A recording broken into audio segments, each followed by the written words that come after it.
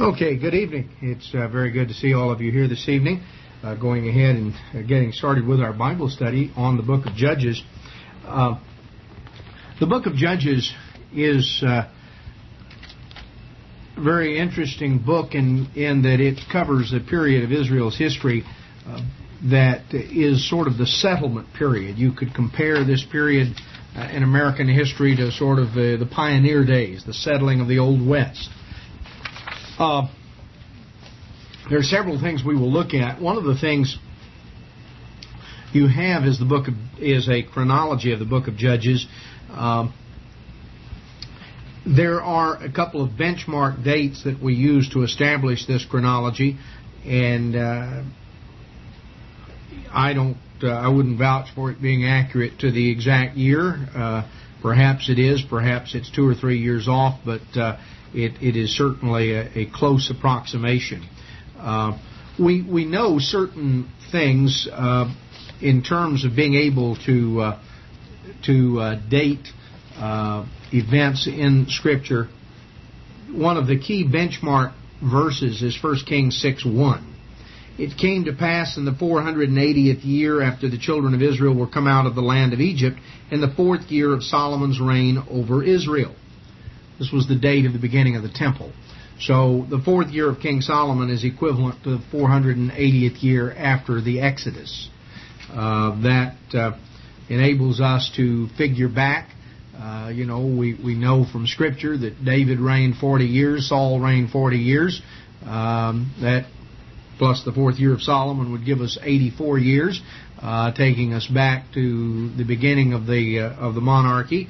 And then, of course, the 40 years in the wilderness. So we would learn from that the period of the Judges, or let's say from the entrance into the land, would be, you'd take 124 away from 480, to get 356. That would be from the entrance into the land until the time of King Saul. There is a date in the book of Judges that dates the beginning of Jephthah's reign. We'll notice that in a little bit, that the time when Jephthah became judge was 300 years after the entrance into the land. And that is a date that is given a little later in the book of Judges. We'll comment on it as we get to it. That tells us, of course, that from the entrance into the land under Joshua down until the time of Jephthah, that there were 300 years. What we find as we go through the book of Judges, because of some time parameters that are set, is that certain of the judges overlapped, and you'll notice that here on the chart toward the end. The book of Judges is in many ways a story of the up and down that is there. It as we read in Judges chapter 2, that in verse 7, that the people served the Lord all the days of Joshua, and all the days of the elders that outlived Joshua. Joshua died, he was 110, and we find that verse 11, the children of Israel did evil in the sight of the Lord. They served Baal, forsook the Lord God, and they followed after other gods. So, verse 14, the anger of the Lord was hot against Israel. He delivered them into the hands of the spoilers.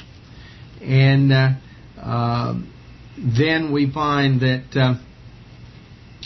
the Lord raised up judges, verse 16, who delivered them.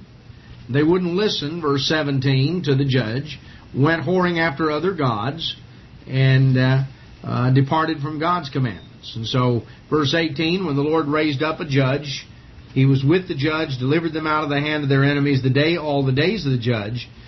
For it repented the Lord because of their groanings by reason of them that oppressed them and vexed them. When the judge was dead, they returned and corrupted themselves. In verse 20, the anger of the Lord was hot against them. And he said in verse 21, this is a key, I will not henceforth drive out any from before them of the nations which Joshua left when he died, that through them I may prove Israel whether they will keep the ways of the Lord to walk therein as their fathers did keep it or not. Therefore the Lord left those nations without driving them out hastily, neither delivered he them into the hand of Joshua. You see, as you go through the story of the book of Judges, we have this up and down, up and down, up and down. This situation where when a faithful leader was there, Israel would be relatively on track. When the faithful leader died, Israel very quickly got off the track. Then they had trouble. God sent difficulties upon them to sort of wake them up. Then they began to cry out to God, and God would give them a little relief, and it didn't take long. The whole story of Judges, up and down, up and down. Now, God makes a point, inspired the record to be made, that there was a reason why all of these pagan nations were not quickly driven out. God has inevitably set before His people choices. Now, that doesn't mean it doesn't make any difference what you do, or that one choice is as good as another. All choices are not created equal by any means. God tells us that one choice leads to life and another choice leads to death. He tells us which choice to make. But He nevertheless insists that we not simply choose the right by default because that's all there is. There may be a period of time like that to educate people, but sooner or later there's always an alternative that is presented which they're clearly told to reject, but they have the option. God put 2 trees in the garden. You know, it's not that the devil sneaked in and planted one while God wasn't looking. There were 2 trees in the garden. God allowed there to be 2 trees. He told Adam and Eve which one to leave alone. He told Israel coming into the promised land, He said, I set before you life and death, good and evil, choose life. Here, seeing the attitude, God allowed some of these pagan nations to stay there. Why? To prove Israel, verse 22 of chapter 2, whether they will keep the ways of the Lord to walk therein or not. You see, He told them what to do. But He left some of these people around. And so what was Israel going to do? Well, you know the story. As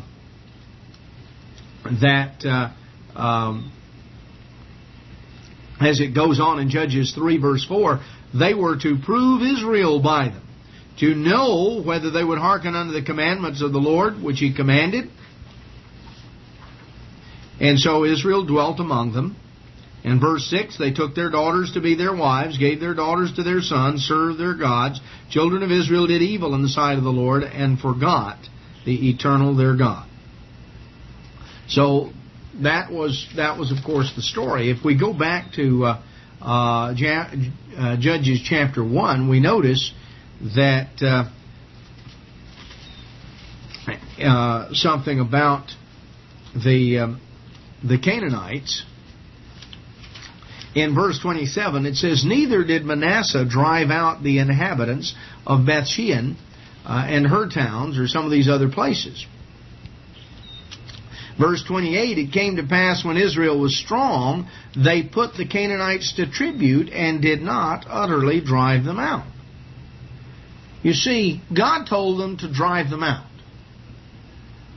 But they came in, and when they had the strength to do it, they decided, you see, being greedy, decided, why don't we make slaves of them? Why don't we make servants of them? We'll put them under tribute and we will make them serve us. Well, that went along for a while, but of course what happened is sooner or later Israel was in the decline, and then the Canaanites had the upper hand, and then they didn't pay tribute anymore. God said, get them out of the land, make a separation. They didn't do that. They dwelt there with them, absorbed some of their pagan culture. When they had the upper hand and had strength, they put them under tribute. In other words, they used their own human reasoning as opposed to doing what God said. And the result, of course, was they had nothing but trouble and headaches for years, for generations. And so the result was, you see, that God made it plain that they were going to bring consequences. He told them, that they would get entangled with idolatry, and they would allow the things that God had revealed to them to be watered down, to be abandoned because of the influence of these other people. Well, we've seen here in chapter 2, beginning in verse 16, 17, 18, and 19, sort of a summary of the whole book of Judges. Israel, God gave them a judge. He delivered them. They didn't listen, went after other gods, got in trouble. God had mercy on them, sent them another judge. The judge was dead. They corrupted themselves, and over and over. That's just the cycle. It's like a broken record going through the book of Judges. There are lessons for us to learn as we look at that and realize that rarely do things stay on track for more than a generation. Things come along, and there are lessons to be learned. People become comfortable. They take things for granted. They begin to water down, begin to be attracted and enticed by the world. We've seen it in our day. We have not at this point gone into physical captivity, but we've seen it in the church. The breakup of organizations and the things that have happened. A very similar situation. Now, one of the things to read in conjunction with the book of Judges is we go through the book of Judges and you realize how totally off track things are. It is, I think, very helpful to read the book of Ruth in conjunction with the book of Judges, because Ruth starts out in Ruth 1:1 that in the days when the judges ruled. And so what you find there is a contrast. You find that even when the nation was off track, when all sorts of things were happening that were totally wrong, and when God was sending plagues and problems, there were individuals who in their own personal lives obeyed God and sought God, and God watched over and took care of. There were individuals. You see, none of us can use the excuse that, what everybody else is doing. That doesn't wash. The book of Ruth clearly shows that God expects each of us as individuals to serve Him regardless of what is happening round about. Now, we notice here in Judges 3 that as it begins, that the nations were left to prove Israel, to put Israel to the test, to see whether they would trust God and follow Him. Well, as we come on down through the story, we find that once Joshua and the elders that outlived him were dead, Israel very quickly got off the track, and within about 7 years, if you notice the chart on the chronology of Judges, within about 7 years of the death of Joshua, the problems with this invasion from Mesopotamia occurred. And the children of Israel, chapter 3, verse 8, served Cushan-Rishathaim for 8 years. And they began to really cry out to God. And God sent a deliverer, Othniel, who was Caleb's nephew. If you remember correctly, of course, Caleb and Joshua were the only two faithful spies. This was Caleb's nephew, son of his younger brother. And verse 10, the Spirit of the Lord came upon him. He judged Israel and went out to war. And He prevailed against the Mesopotamians, and the land had rest 40 years. And Othniel died. The children of Israel did evil in the sight of the Lord. And the Lord strengthened Eglon, king of Moab, because they had done evil in his sight. And he gathered together unto him the children of Ammon and Amalek, and went and smote Israel, and possessed the city of palm trees. And the children of Israel served Eglon, king of Moab, 18 years. Now, we find here this recurrent phrase, rest. God gave them rest. We went into that a little bit previously when we went through the book of Joshua as to how when God brought them into the promised land, that they had been wandering 40 years. And God gave them rest. And that is used in the Psalms, and it's used particularly in Hebrews 3 and 4 as a type pointing toward the millennial rest, of which the Sabbath is a weekly reminder. If you've been wandering and on the road for 40 years, and every little while you have to pick up your tent, pack it up, move on, maybe for a day, maybe for how long, then you put it down. You've been doing this repetitively over a period of 40 years. If you can settle down in one spot and stay there, that's awfully good. That's rest. God gave them rest. But one of the things we find is that rest is contingent upon obedience. You see, when they began to disobey, God disrupted their rest. He allowed these Canaanites to come in and some of these other nations and to oppress them and to deal with them in a way that greatly disturbed their rest. And then God would raise up a faithful judge. And this cycle went on through. They were given rest 40 years in the days of Othniel. But after he died, they got off the track. Now, we're introduced to Eglon, who was the Moabite king. And God raised up a man by the name of Ehud, a Benjamite. He was left-handed, and that plays a role in the story.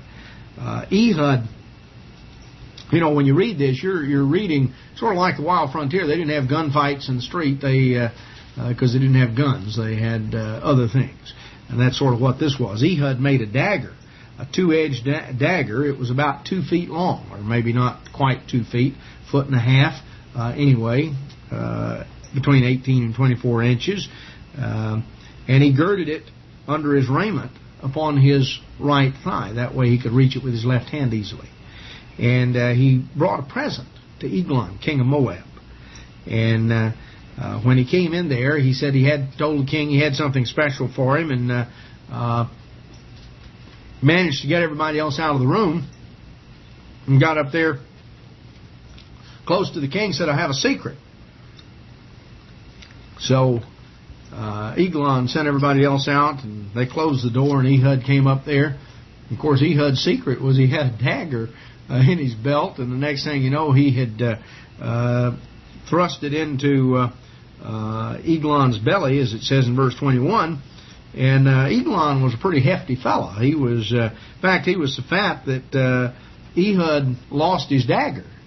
He got it stuck in there, and he couldn't get it back out. We're told, as it says in verse 22, that the fat closed upon the blade, so he couldn't draw the dagger out of the body. So there went one dagger down the drain, but there went the king of Moab down the drain too. Well, Ehud went on out the back way through the porch and shut the doors, locked them. Well, the servants waited out there, and they waited and waited until they got embarrassed, and they thought, well, maybe he'd gone to the bathroom or something, and they waited and waited, and finally decided that they had to go in. So when they went in, well, they found him dead. And Ehud blew the trumpet in Mount Ephraim and collected a group of people, and God delivered them. And they slew of the Moabites about 10,000 men. And Moab, verse 30, was subdued that day under the hand of Israel, and the land had rest for 80 years. And then we find that after Ehud was dead, chapter 4, verse 1, guess what? Surprise. The children of Israel again did evil in the sight of the Lord when Ehud was dead. So the Lord sold them into the hand of Jabin, king of Canaan. And The captain of his host was Sisera. Well, the children of Israel cried to the Lord. He oppressed mightily the children of Israel for 20 years. Now there was a woman mentioned in verse 4 by the name of Deborah. She was a prophetess, and she dwelt under the palm tree of Deborah, there in verse 5, between Ramah and Bethel. And the children of Israel came up to her for judgment, and God gave her special revelation. Now, as this 20 years of oppression was drawing to a close, Deborah sent and called Barak and told him to take 10,000 men from Naphtali and Zebulun, and told him to go out and attack the Canaanites and that God would deliver them. Now, Barak was not a particularly bold, adventuresome type. Barak's response, verse 8, was, "If you'll go with me, then I'll go up. But if you won't go with me, I'm not going." Barak was not one of the great warriors of history. He was somebody that wanted Deborah to sort of hold him by the hand. He was scared to go up there. He said, "If you'll go with me, I'll go." Well, Deborah, as we're told in chapter 5, verse 7, talked about the inhabitants of the villages ceased.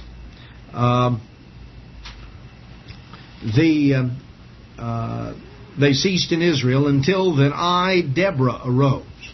I arose a mother in Israel. You know, the state of the nation was such that it was like they were like a bunch of little kids. You know, here they were, little boys, needing mama to take them by the hand and lead them down the road. And it was really, in a sense, to the shame of the nation, of the men, that God said, you need mama to come and just sort of take you by the hand. That's the way you're acting. That's the level of maturity and the level of leadership that was there. So God raised up Deborah to be a mother in Israel. That was her function. And she told Barak to go down there. You know, she'd had a revelation from God that Barak was to lead the army. Well, Barak was scared to go, and he said, "I won't go unless you go with me." So she said, "I'll go." Verse 9 of chapter 4, "But the journey you're going to take is not going to be for your honor." All right, if you need mama to come and hold you by the hand, I'll go, but you're not going to get any credit out of it. The Lord will sell Sisera into the hand of a woman. You're not going to have any great glory out of this battle. If you want the women to take you down there, and you need me to hold your hand, I'll go. But so you come on through the story, and we find that God overthrew the Canaanites. Sisera, who was the Canaanite general, fled. Verse 17, and he fled to the wrong place. He fled to the tent. He fled away on foot to the tent of Jael, the wife of Heber the Kenite. Now, I don't know how well Heber slept at night. After this event, I think if I were him, I'd have wanted to make sure I was on good terms with my wife when I went to bed, because Jael here, Sisera fled and came there, and Jael went out to meet him, and she said, "Come on in here, I'll hide you." And verse 18, he turned into her tent, and she covered him with a mantle, and he said, "Give me something to drink, a little water." And so she opened a bottle of milk and gave him drink. Some of the, I think the Jewish translation, the Jewish commentary brings out it was buttermilk, actually, that she gave him. But anyway, she gave him something to drink, covered him up, and he said, "Now you stand here watch." Well, she let him go to sleep. In verse 21, then she took a nail, one of these big tent pegs, and a hammer, and came softly to him and smote the nail into his temple and fastened it to the ground. He was fast asleep. He was dead before he knew what was going on. So Jael was a pretty rough person. You wouldn't want to get on her wrong side. That's why I said I don't know how well Heber slept at night, particularly after this event. But if I'd have been him, I think I'd have been a little on the nervous side. Anyway, she she polished off Sisera, the Canaanite general. And so, verse 23, God subdued on that day Jabin, the king of Canaan, for the children of Israel. And the hand of the children of Israel prospered and prevailed against Jabin, king of Canaan, until they had destroyed him. And then we have the song of Deborah, and how God had intervened, and the things that were there as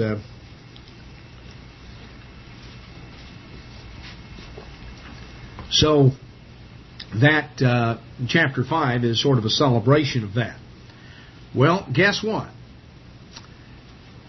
When you get to chapter 6, verse 1, the children of Israel did evil in the sight of the Lord. That's a big surprise. And the Lord delivered them into the hand of Midian 7 years. And the hand of Midian prevailed against the Israelites. You see, the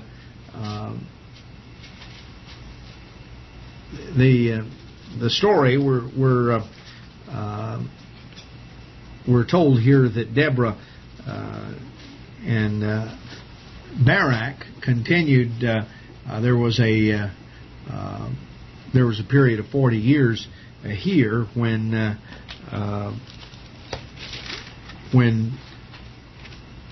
righteous judgeship occurred. Verse 31 of Judges 5 says the land had rest 40 years after this victory by Deborah and Barak. Now, the children of Israel did evil, and they were delivered into the hands of the Midianites. And the Midianites prevailed against them. And really, these must have been terrorist raids, coming in and burning crops and looting the land and just terrorizing the people. Because we find that many of the children of Israel, chapter 6, verse 2, made dens in the mountains and caves and strongholds. So they were hiding in all sorts of spots. And the children of the Midianites and the Amalekites and the children of the east came up, and they destroyed the increase of the earth, verse 4. They rustled the cattle, and they did all these things. And the end of verse 5 tells us they entered into the land to destroy it, and Israel was greatly impoverished. So they came in and just looted and burned and destroyed and killed livestock and drove off livestock and burned crops, did everything they could. Well, guess what? The children of Israel cried unto the Lord because of the Midianites. And as we come on down to verse 11, we find that an angel came. And there was a man by the name of Gideon who was threshing wheat by the winepress to hide it from the Midianites. Now, normally, wheat was threshed in a large open area because you needed the breeze, the wind, to winnow the wheat, which was to separate the grain from the chaff. After they could pound on it, they could drive oxen around on it, they could do various things that would break the grain loose. But you had this. Then all this grain and chaff was all mixed up together. You had to sort it out. The grain is considerably heavier than the chaff, so when you would throw it up in the air, if you were particularly, they would usually use a sort of a flattened hilltop, either beaten earth or stone, and you'd normally have a breeze there during the time of year they would do that, and they would throw it up, and the breeze would blow. And the chaff, of course, is very light. It would float away. The grain would just fall right back down. So you keep throwing it up, and the chaff is going away. In some cases, they would use winnowing fans, using big palm fans and things of that sort, and to produce a breeze that would blow the chaff away.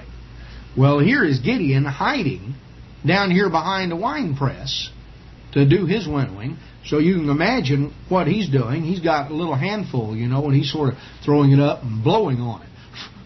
Well, he is spending a lot of time doing a very little bit of winnowing. But he's hiding because he's scared of these Midianites. And the angel of the Lord appeared to him, verse 12, and said, "The Lord is with you, you mighty man of valor." That sort of came as a surprise to Gideon. And Gideon said, if the Lord's with us, why has all this befallen us? What's happened to all these miracles? You know, we heard about hundreds of years ago when God brought our people out of Egypt, all these great miracles occurred. We hadn't seen any of those lately. And so Gideon, the angel told him, well, God's going to use you. Go in your might and deliver the children of Israel. And Gideon said, verse 15, how am I going to save Israel? My family's poor in Manasseh, and I'm the least in my father's house. And so the angel showed a miraculous sign here in terms of the sacrifice being miraculously consumed. And then Gideon was really scared. Verse 22, he said, oh no, I've seen an angel, I'm going to die. Well, the Lord told him, don't be scared. You're not going to die. And so then he was told, verse 25, take your father's young bullock and throw down the altar of Baal that your father has and cut down the grove and build an altar to the Lord and take this bullock and offer him for sacrifice. Well, Gideon did it, verse 27. But because he was afraid, he couldn't do it by day, so he did it by night.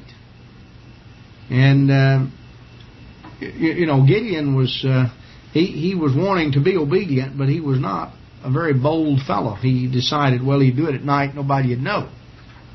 But you know, word has a way of traveling. Things get around, and it wasn't too long before people put two and two together and figured out Gideon was the one that tore up the altar of Baal. And now they were mad. They wanted him brought out. They were going to kill him.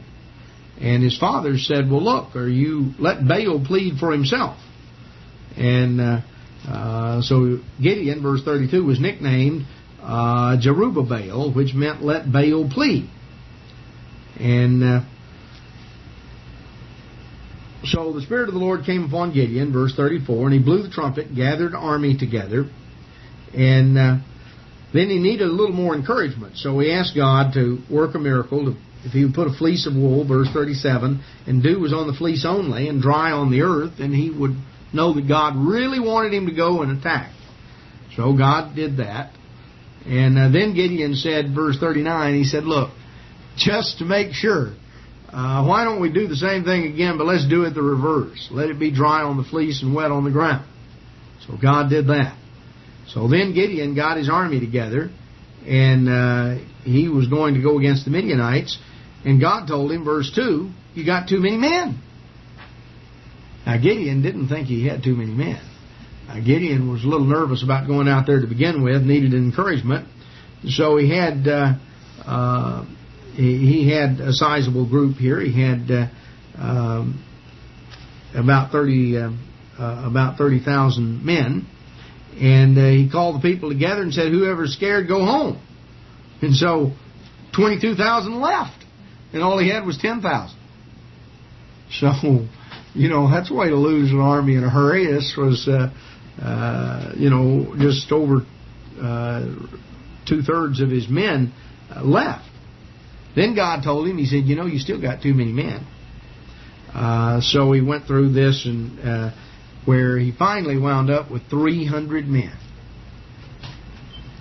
And then God gave him a strategy in terms of what he was to do, and you find that the Midianites and all these people wound up slaying one another, and so God delivered Israel from the Midianites. Now,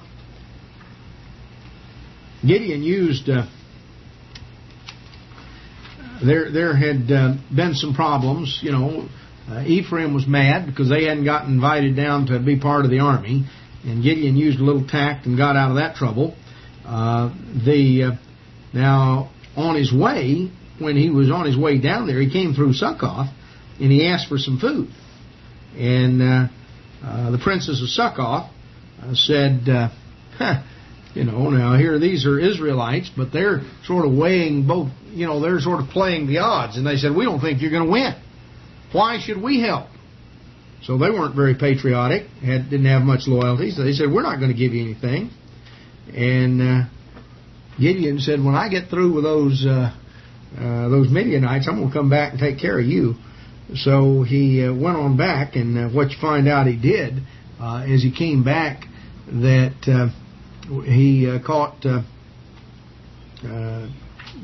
got the leaders there of the elders of Succoth, and he gave them a whipping with some briars. This was a rough switch to get a whipping with, and we're told in the end of verse 16, he took the elders of the city and the thorns of the wilderness and briars, and with them he taught the men of Succoth. So boy, they learned. He taught them, and so we find that he began to exercise rulership. Now the people decided, well, they wanted him to be their king. Verse 22, they said, rule over us, you and your son and your son's sons. You've delivered us from the hands of Midian. And Gideon said, I will not rule over you, neither shall my son rule over you. The Lord shall rule over you. So, anyway, this was the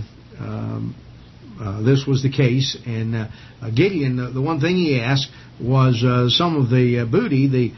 These Ishmaelites wore earrings. That was not something that Israelite men did, but we're told in the end of verse 24 they had golden earrings because they were Ishmaelites.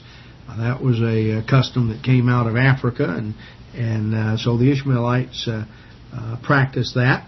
And Gideon said, I want you to give me that gold. So they took those, and that was all melted down. And so we read about that, and Gideon took it. And time went on. Gideon ruled for a number of years, as we read in verse 28. The country was in quietness 40 years in the days of Gideon.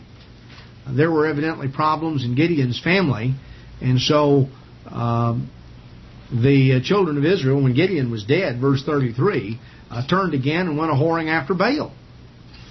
And now we find in chapter 9, verse 1, that there was a problem.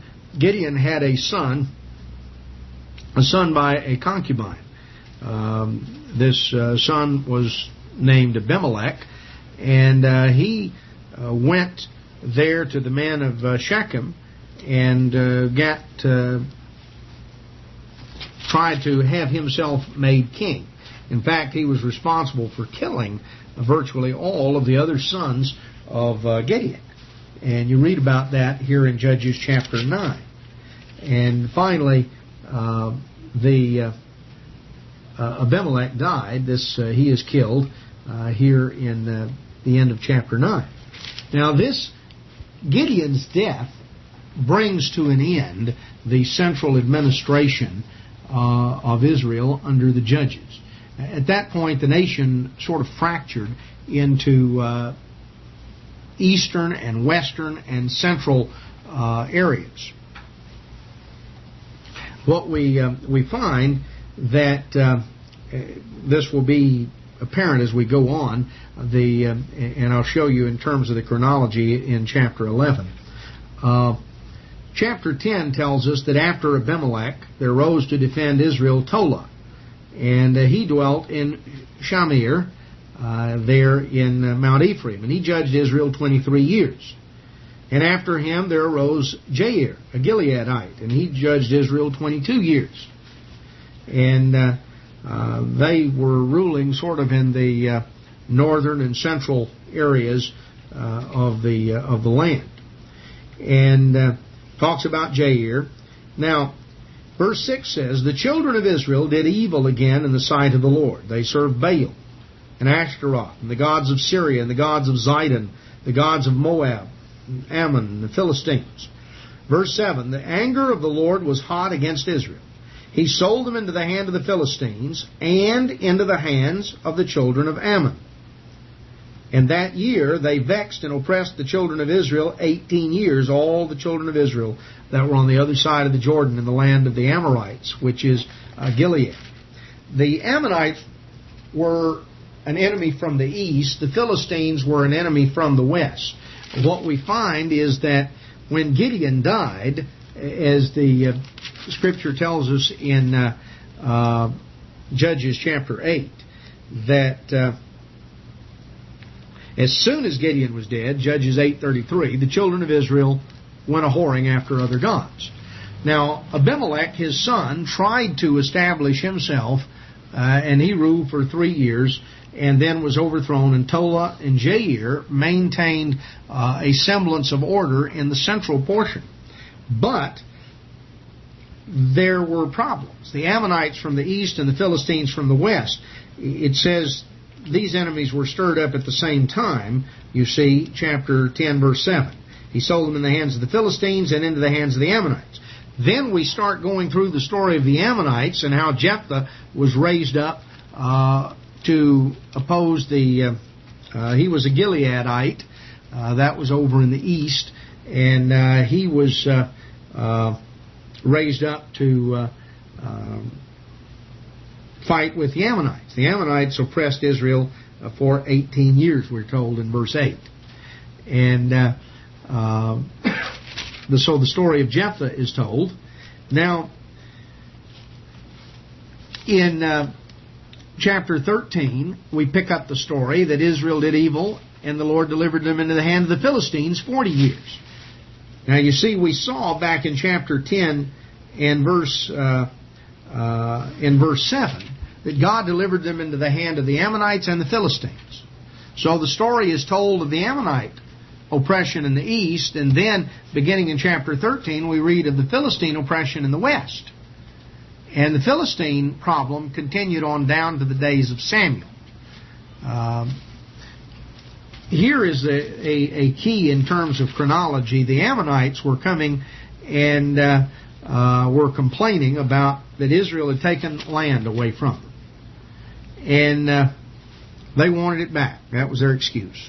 Well, in Judges chapter 11, verse 26, here's the message Jephthah said, sent back to the Ammonites. He said, while Israel dwelt in Heshbon and her towns, and in Aroer and her towns, and all the cities that be along by the coast of Arnon, 300 years. Why didn't you come and recover them after all that time? See, he says, we've had your territory, or this territory you're complaining about, we've had it for 300 years. Well, 300 years from the entrance into the land under Joshua, which is when Israel took this territory. 300 years, you see, brings us down on the chart. If you notice, 1403 is the entrance into the land under Joshua. 300 years, of course, brings you down to 1103.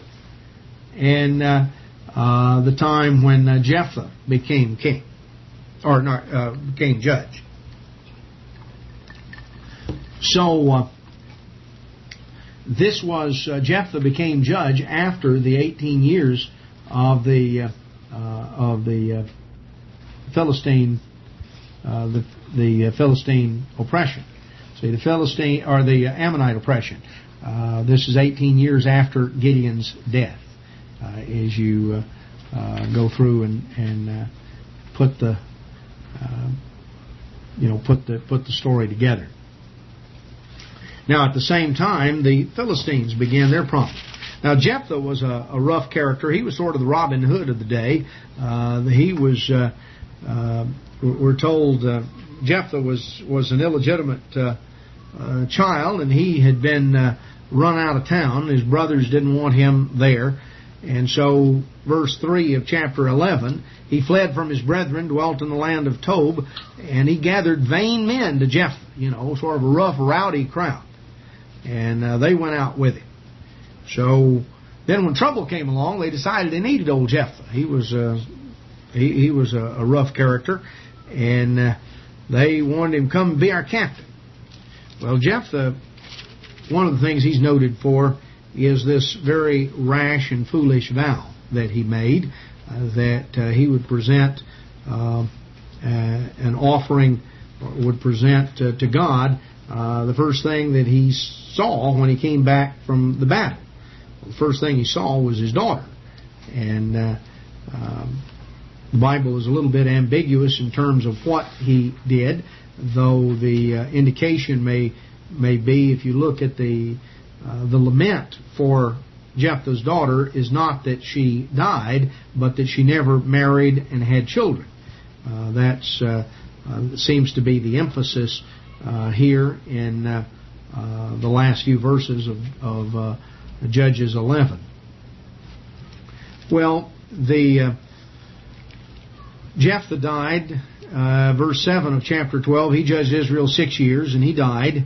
And Ibzan judged for 7 years. And then Elon judged for 10 years, verse 11. And Abdon judged, and he judged 8 years, verse 14. So we find these short period of judges. This is on the east side. This would be primarily in the,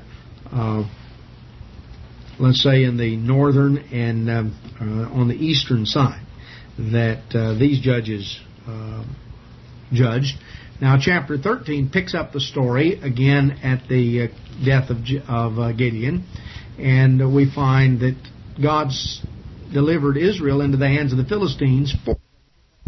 We pick up the birth of Samson, which was a miraculous event, and that evidently occurred right around the time God delivered Israel into the hands of the Philistines, that an angel appeared here to Manoah, who was a Danite, and he and his wife had not been able to have children, and he was told that his wife would now have a son, but rather this son was to be a Nazirite from his mother's womb, verses 4 and 5. That would involve these particular things. The child would be a Nazirite, and he shall begin to deliver Israel from the hand of the Philistines. So this story is told of the events surrounding Samson's birth. And Samson was born. God blessed him, and the Spirit of the Lord began to move him. Now, chapter 14, we begin to learn a little bit about Samson. Samson was, on one hand, the strongest man in the Bible, and he was also the weakest man. He was weak in terms of moral character. He was weak when it came to women. And this is made evident as we go through the story. We find that as we will put the story together next time, we will find that there were 2 little babies born in Israel right around the same time. There were miraculous circumstances involving their birth. God supernaturally enabled the mothers to conceive, and in each case the child was to be a Nazirite. As you put the story together, it is apparent that Samson and Samuel must have been born very close in proximity to one another. They were both born around the time of the beginning of the Philistine oppression, and if you remember, the Philistines oppressed for 40 years. The first 20 of those years, Samuel and Samson were growing up. The highlight 20 years into the Philistine oppression was that the Philistines and Israel fought a battle that resulted in the Philistine capture of the ark. That was the time at which Eli died. And the ark didn't stay with the Philistines too long, but we find from the statement in 1 Samuel that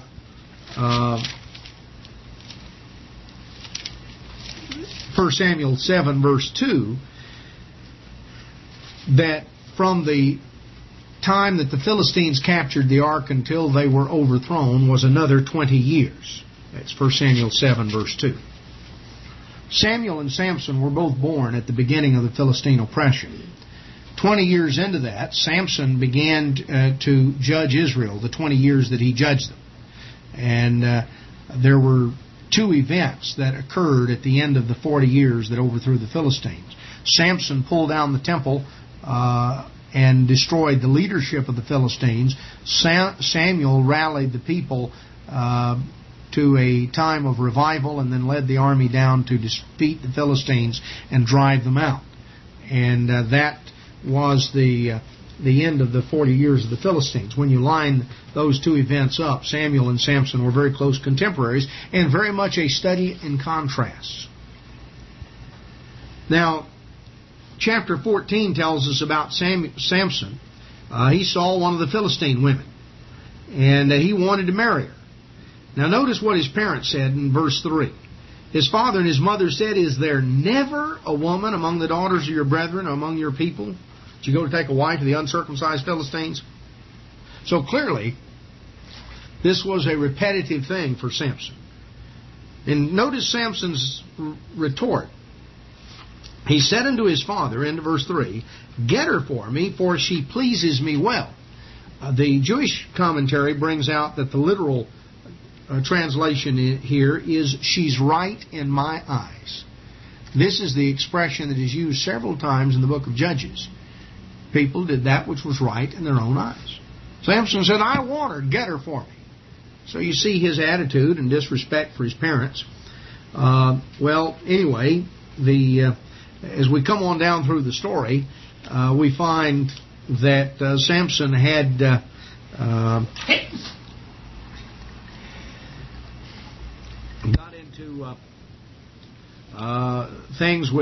got into sort of a contest with some of these Philistines.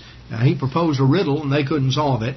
And his wife, verse 16, wept before him, and she cried and moaned and nagged. And finally he told her the story, told her the riddle, and of course she promptly went and told the others. And so Samson got mad and he left. And after a little while, his anger had cooled down, and so he came back to visit his wife and decided he'd go back and take her. But then turned out, she was living with another man. She had moved in with somebody else. Now Samson was really mad. So in verse 4, he caught 300 foxes, took firebrands, turned tail to tail, put a firebrand between the midst of the two tails, and he set the brands on fire and turned it all loose. Now, you talk about pandemonium. You turn all these foxes loose, tied tail to tail with a firebrand between their tail, dragging along, and you can imagine what a mess you'd have. Well, it burned up the crops, and so Samson was doing this to be avenged of the Philistines. And so there were battles and there were difficulties, and Samson, we're told in verse 20, judged Israel in the days of the Philistines 20 years. So his judgeship overlapped with the 20 years, actually the last 20 of the 40 years of Philistine oppression. Well, he went to Gaza, chapter 16, verse 1, and he saw a harlot, and he went into her. So Samson just sort of goes from one mess to the other. And so he goes into this harlot, and people find out he's in town, and they're going to capture him the next day. So he gets up in the middle of the night and dislodges the gates of the city. Now, if you've ever seen pictures of city gates in ancient times, we're not talking about a little, gate on a picket fence. We're talking about a massive structure.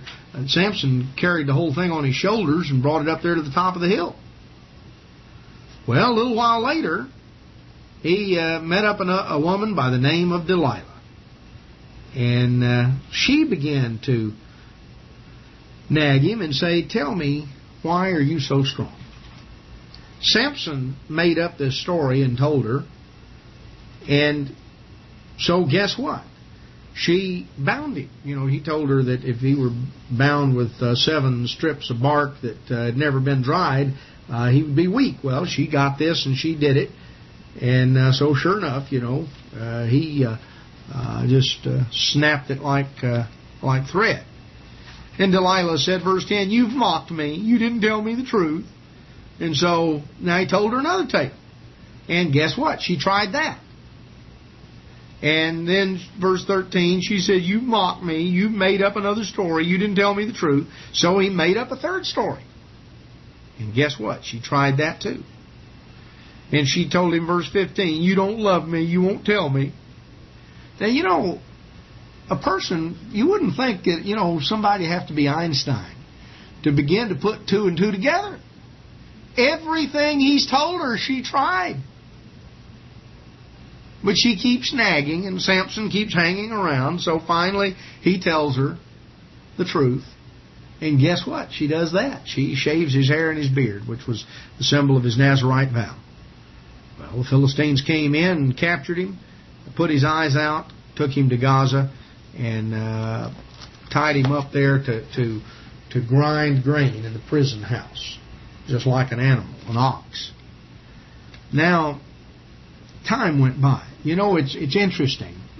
Samson was blind now. But as you read the story, you have to think maybe for the first time in his life he really began to see. Had a lot of time walking around and around and around in a circle. Everything was dark before him. He must have looked back and contemplated what a wasted life he had had. Well, he began to pray and to seek God during this time.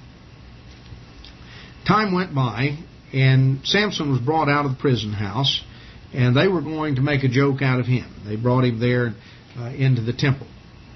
And Samson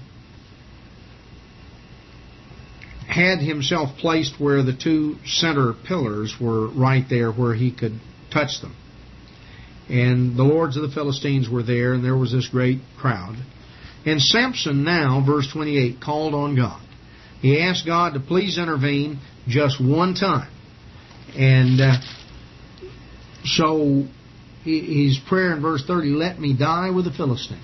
I don't deserve to get out of this. I've wasted everything, but give me a chance to do what I should have done. And so we're told in the end of verse 30 that the dead which he slew at his death were more than they which he slew in his life. He accomplished more in his life, in his death, than he had during his lifetime. He had judged Israel, in verse 31, judged Israel 20 years. Well, this broke the back of Philistine power. And if you put that together with the account in 1 Samuel, which we'll go into next time, we'll see how it fits together.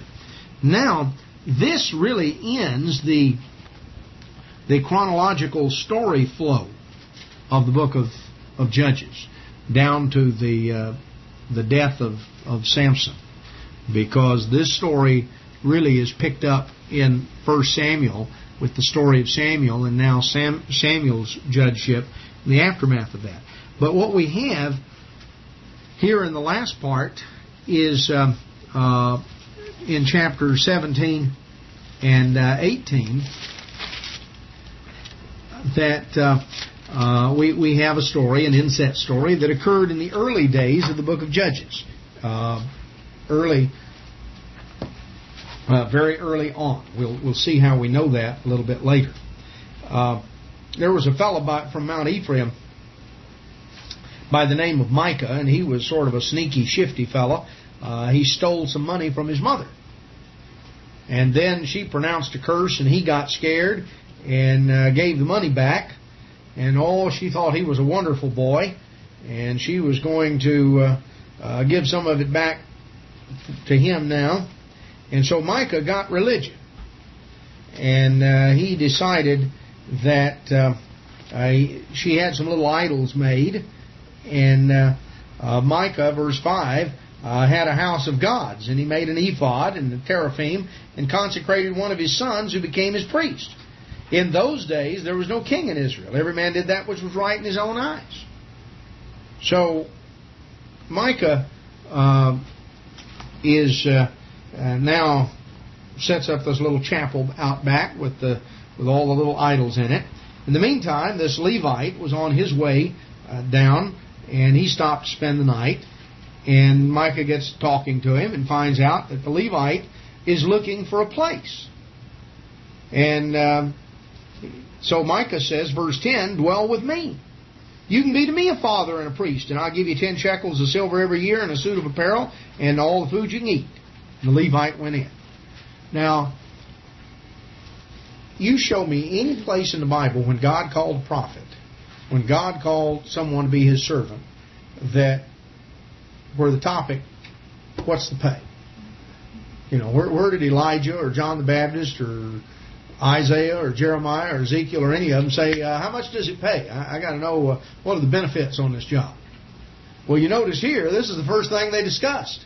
It's not, what do you believe or what is, it's what's the pay? I'll pay you. This is what I'll pay you. And the Levite said this is good. So he was content, verse 11, to dwell with the man. And notice what Micah said, verse 13. He says, now I know the Lord's going to do me good. I've got a Levite for my priest. Boy, I got the real genuine A1 thing. I got a Levite. Not just my boy trying to fill in anymore. Well, chapter 18 continues the story. In those days there was no king in Israel, and the tribe of Dan sought an inheritance to dwell in. And so the Danites sent this spy party, and they were coming up there, and they stopped off at this fellow's house, met up with the Levite, and they got to talking, and he sent them on their way. They went up, spied out the land, came back, and brought the main army. And so the whole bunch stops by the house of Micah, as it mentions in verse 13. And these fellows are telling, these spies telling the rest of the army, yeah, there's a priest over here, a Levite, and they got all these little idols. Boy, they're really religious folks here. So they turned in there, and these men of war, and they came up there to the chapel, verse 17, and began to cart the stuff out, taking out the little idols and the little pictures and all the stuff. And the priest saw them. And the priest said, what are you doing? Verse 18. And they said to him, hold your peace, lay your hand upon your mouth, and come with us. Be to us a father and a priest. Is it better to be a priest to the house of one man or a priest to a tribe and a family in Israel? And the priest's heart was glad. Boy, he'd gotten a promotion now. He had a bigger church. He was glad. So he turned and they turned and departed. And they were pretty good ways off. And Micah found out, and he came running after them. And they told him, said, you better go back. You say anything else, and some of the fellows might get mad, and they might do you some damage. So Micah had to go back home. Now, they came up and conquered the city here of Laish and changed it to the city of Dan. And they set up the graven image. Now, notice who this priest was. We're not told that until we get to verse 30. Jonathan, the son of Gershom, the son of Moses. This was Moses' grandson. Now, the King James and most translations will render this the son of Manasseh. But if you check it up in a commentary, what you find is that in the Hebrew text, the consonants were all that were written. And what was written in the Hebrew was MSH, which is the Moshe. The scribes were embarrassed about that here Moses' grandson was such a reprobate, so they inserted a little tiny N up above the line between the M and the S. And so the way it was printed was you could tell that MSH was the word, but the N was inserted above the line. And so when the scribes read it orally, they always read it Manasseh rather than Moses. That little tiny N up above the line was to remind them to read it as Manasseh. And this was their idea of trying to save Moses from embarrassment. Well, that was, it just shows that these sorts of things happen. So we find that story. Now, chapter 19 tells another story of another Levite. What we find, of course, is that the Levites were seriously off the track. And so now we understand part of the reason that every man was doing what was right in his own eyes. Because we find out that you had Levites like Moses' grandson, which clearly shows that the story had to be set. See, at the beginning of the story of the Judges. Now we come up to this other Levite. Chapter 19, verse 1. Came to pass in those days there was no king in Israel, certain Levite. And he took a concubine, and she was a loose woman. She played the whore, verse 2. Finally ran away and went back to her father's house, and she was there several months. Then he decided he'd go get her, and so he came back there wanting to make up. And so you get a little bit of the moral tone. This is the state of things. So these are the priests and the Levites. This is the way they're conducting themselves. So why should we be surprised as to the state of the nation? Well, the story goes on that this poor woman this horrible event takes place where she is. We find that she is raped, and the whole tribe of Benjamin is going to sort of cover up and support that, and the Levite wants he wants vengeance, and so he manages to send out this grisly summons to all the other tribes, and he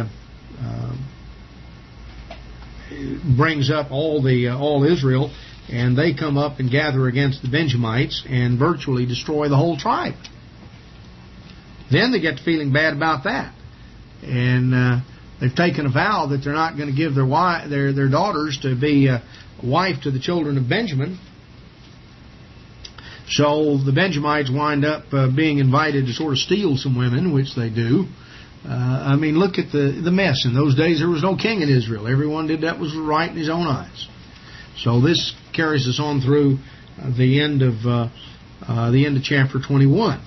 So we see these two events, these two stories, sort of tacked on to the book of Judges that tell of events that happened early on in the book of Judges, that tell of events involving two Levites. We see the moral tone for the nation. Again, this is the setting, the context against which the book of Ruth is set. You see, none of us can ever use other people's conduct and other people's behavior as an excuse to do less than obey God. Regardless of what other people are doing is totally irrelevant. We find some horrible examples being set here. Horrible things happening. But what you find is there were individuals who quietly, in their own way, they tried to obey God. They did what they were supposed to do, and God blessed them and watched over them and took care of them. And Ruth, of course, became the ancestor of the Messiah, and the great-grandmother of King David. Now, it's interesting when you look at that, just one other thing on that contrast. Here was Israel who had the truth readily available and didn't appreciate it. They were not thankful and appreciative for the truth. And so they continually were enticed by what the world had. Here was Ruth who came out of the world. She had grown up in the Moabite culture. And she recognized something of value when she saw it, and she was prepared to forsake everything she had known to serve the God of Israel. You know, the irony is sometimes those to whom things come easily don't appreciate it, don't value it.